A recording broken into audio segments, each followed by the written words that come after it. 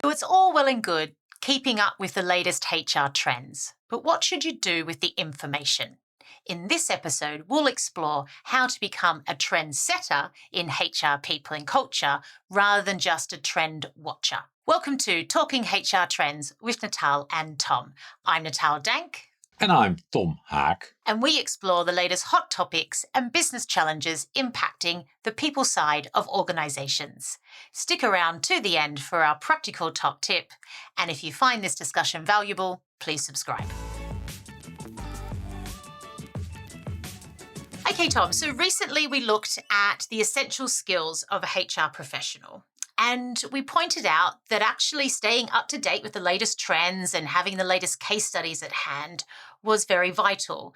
And this was because you need to know your customer, you need to know the problem to solve, but then you need to draw on all the information at hand to apply an evidence-based approach to actually solve that problem. And this is quite essential if you're going to be seen as sort of a thought leader in your HR domain in your business. So what's your tips for people on how to stay up to date and know the right trends to sort of have on hand when they're working in the business? Yes, and then we often talk about, you could say, the HR architect role. Huh? Exactly, yeah. And the HR architect, well, he or she needs to know the material and what's new and what's developing. And so that's very important. And what I often see is I get a lot of questions from HR people, and they ask me, hey, Tom, what are other organizations doing? Yes. And I think that's already a little bit too narrow, because if we only look in the HR field, what other organizations are doing, well, you know, we don't get a lot of inspiration. At least I don't get a lot of inspiration. So one tip is look just broader than just HR field and what are other big companies or the usual suspects as the Googles and Apples, we all know them. What are they doing? Look broader. Get inspired by other disciplines. Yep. Marketing, IT, sales, etc. Get inspired by other fields, biology, politics, art. So there are many fields that can inspire us. Get inspired by other type of people. So not only the corporate business type of people, but by people who work in other areas. So that's one. Broaden your horizon. Secondly, and that should maybe be the number one on the list, don't go just, I want inspiration. I need to know what's going on. I need to know the trends.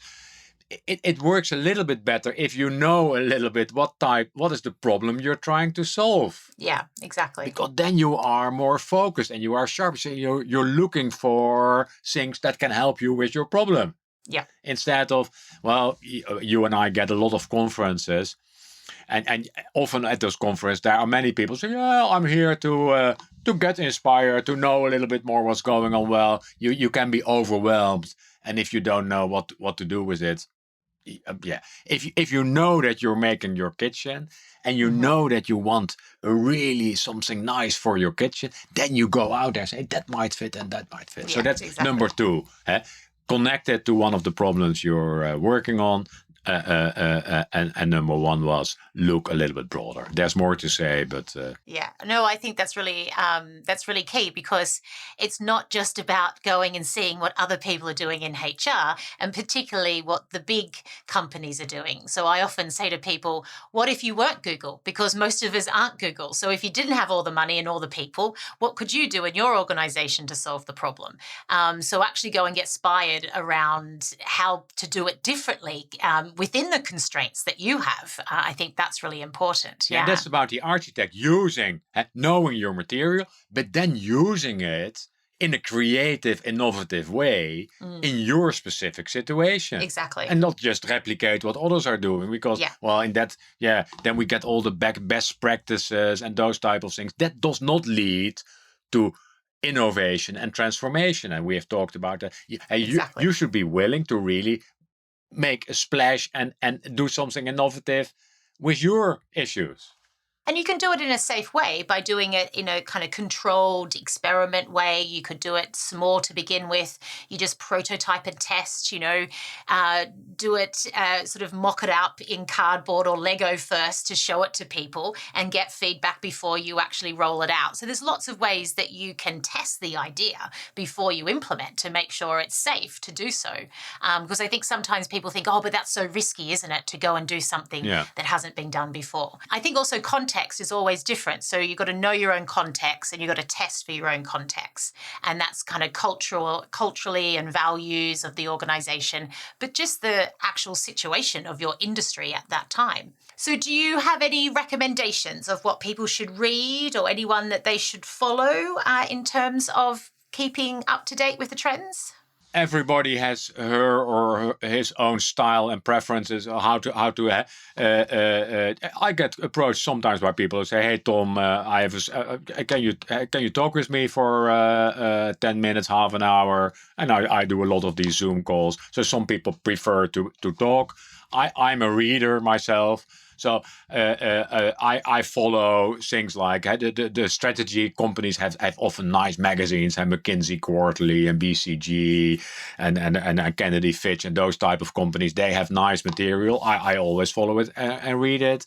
Of course, there are very good people to follow. We all know the Bursin and Ulrich and Dave Green and the HR curator. There are many of those people. Follow them. They have Yes. They are good curators and good content providers. Yeah. I use a nice tool which is called Stoop, STOOP. Okay. Newsletters. I register for newsletters and I send them all to Stoop. So now and then I sit behind Stoop and there I get all my newsletters and I go through the articles very nice, quickly and grab the information. So there's numerous ways to do it.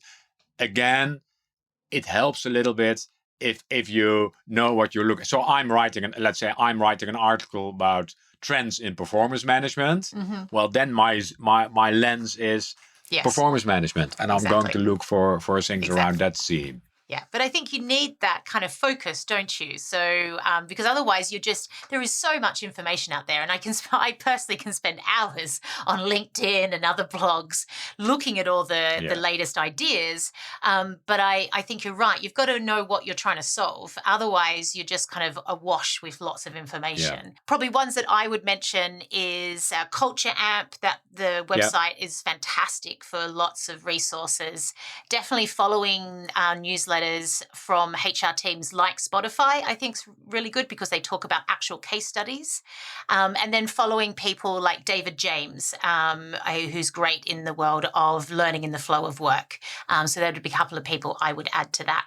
And also definitely go beyond your discipline. So I follow a lot of agile newsletters and websites because that actually informs me around what's happening in the business area with agile ways of working just as much as what I could do in the HR field.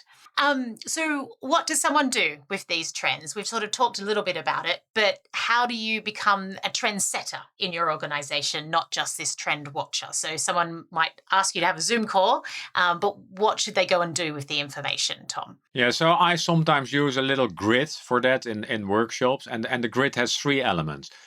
One on top of it is what is your problem you're trying to solve? Mm-hmm. Yes. Then you have your HR disciplines, recruitment, compensation and reward, organizational design. We all know those. And then you list the trends. Yes. So then you can start working, say, okay, solving this problem, can we do something in recruitment? And can we use the trend, technology or speed or personalization? So in a collaborative way, you can start looking at your trend map and then, of course, make a selection and choose the most impactful intervention. Yeah, no, I like that. The user trend map, that would be good. Great. So thanks so much again, Tom, for all that insightful conversation. And I think it's really important to not just follow the trends, but actually do something with the information. So let's take that into our practical top tip. Why don't you use our episodes to get that conversation going? So we get contacted by a lot of HR leaders who actually use our episodes as a way to generate learning and discussion in their HR team. So you can see it as a type of book club. So choose one of the episodes, link to a certain topic that you're interested in, and do that on a regular basis, maybe every couple of weeks or once a month. And then get everyone to listen or watch the episode and then have a conversation around that. And in particular, think about what problem can you solve in the business with this information? You could even do it the other way. So what problem are you trying to solve? And then what episode should you go and watch to actually investigate that further? And then all have a conversation of what is the one step we can take with this information? Go and try something out, test it, experiment, and then look back and see how that went. Just by taking those small steps, you'll get a lot more confidence and courage to now try something new in the workplace. You'll also just be more well-informed, which is always good. Thank you for your time today. This is Talking HR Trends with Natal and Tom. If you found this discussion valuable, please subscribe. Have a great day.